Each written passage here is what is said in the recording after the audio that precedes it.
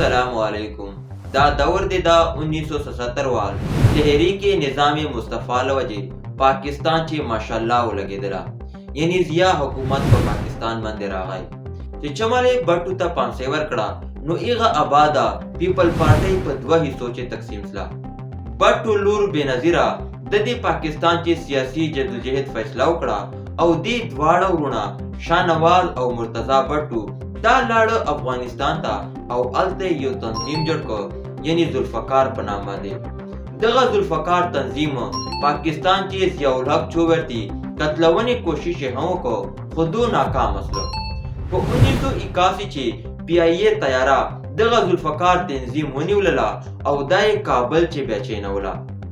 نو دو دا ډیمانډ و چې ما 55 کسان تا سره دي، دا ته رها کا، نو د پی آی ای تیاره به زه بیا واپس تاسو ته درکړم.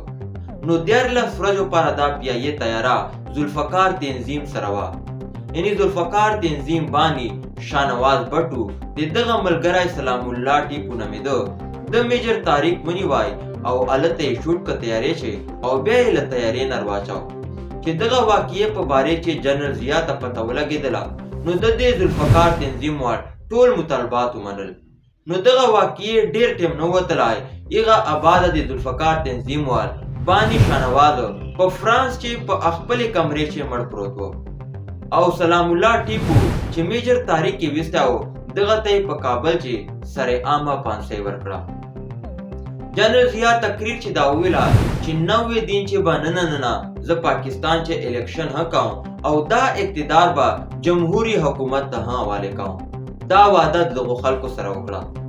نو تاریخ دا هم ولیدل چې جنرال ضیا د 90 دن چې نه د ضیا ول 11 کاله 42 دن دا پټې پچې پرتې وي.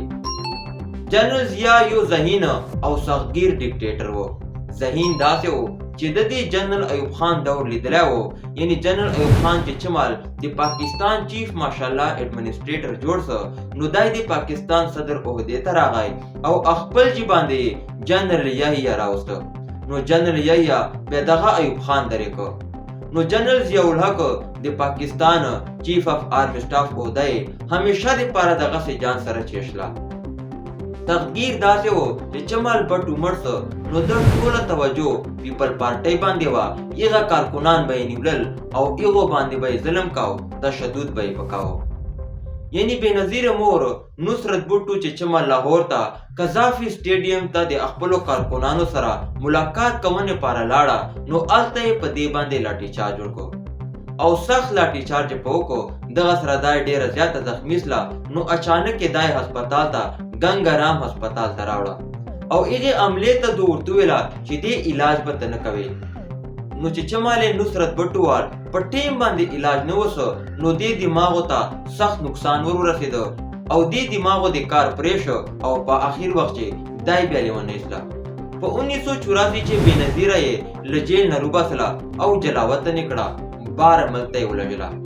نو جنرال ضیا صرف پیپل پارټۍ باندې نه بلکې صحافیانو باندې هم تشدد وکړ او خپل افسران به یې اخبارو دفترانو ته لږل او هلته به چې کومې خبرې د ضیا حکومت خلاف وې، نو هغه خبرې به دو اخبارو نه باسلې او هغه جریان به د خبرو وال بالکل خالی پاته کېدل.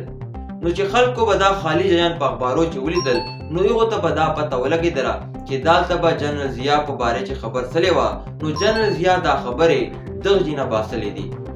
نو جنرال ضیا چې چمال بار بار د اخبارو خالی صفحې ولیدلې، نو د 15 اکتوبر په 1980 کې دا اخبارونه بند کړه. هغه چې روزنامه مساوات او روزنامه صداقت هم شامل و. د اردو مشهور شاعر حبیب جالب د دې ضیا خلاف چې نظمونه لیکلي وو، نو دا یې ونیوی او په ده باندې تشدد وکړ. یوه طرف ته د ضیا پاکستان چې پیپل پارټۍ ختمونې کوشش کاو، بل طرف ته د په ملک کې ضیا دوستان هم پیدا کېدل. یعنی په پنجاب چې د مضبوط ملګري چودھری الهي او نواز شریف و. ضیا باندې دا الزام ولګېده چې دا یې په سین چې لساني حزبیت ته هوا ورکوي او پیپل پارټۍ کمزورې کونې لپاره د په سین چې قومي مهاجر موومنټ هر چیک ضیا په دور باندې خلکو ته کل عامه 500 ورکړل شوې. یوه واقعه په لاهور چې وسله یعنی یو تاجر احمد داود نومېده او د زوی اجاز عرف پپو نومېده. دا چا قتل کو؟ نو دغو قاتلو ته ضیا سرعامه په لاهور جیل مخته یعنی پانسۍ ورکړه او ټولو خلکو دا ولیدله. نو خلکو چې دا سختې سزاګانې ولیدلې نو په جرایمو چې چه حد پورې خو کمی راله، خو چې د کومه قوانین چې تبدیلي کړې وه له هغه وجې نه خلکو ته نقصان هم ورسېدل. ساحوال چې یوه واقعه وسله یوه وړوکې ماشومه د 14 کالو صوفیه نومېدله، دې سره زیاتي وسله. نو دې خبره چې چمال جج ته لاړه نو جج ورته وویله چې تا خپل 4 ګواهان چیرې دي؟ نو دې سره خو ګواهان نه وو. نو جج الټا دې ته د کوړو سزا ورکړه. نو آسما جهانگیر دا په ایغ وخت باندې یوه وکیله وه او دغې صوفیه کیس د آسما جهانگیر لړاو کو 6 میاشتو بعد دا صوفیه بیا بری کړه. نو پاکستان والا دا دلچسپه او عجیبه غوندې کہانی جاری ده. ضیا کہانی لا ختمه سلې نه ده بلکې چې به زه تاسو ته دا ښیم چې خانقابې باندې چې مل حمله وسله نو پاکستان SSG کمانډو چه وکړه. ضیا د انډیا په مځکې باندې ولاړو او انډیا ته یې دمکي ورکړه. ولې ورکړه چې وجه وه.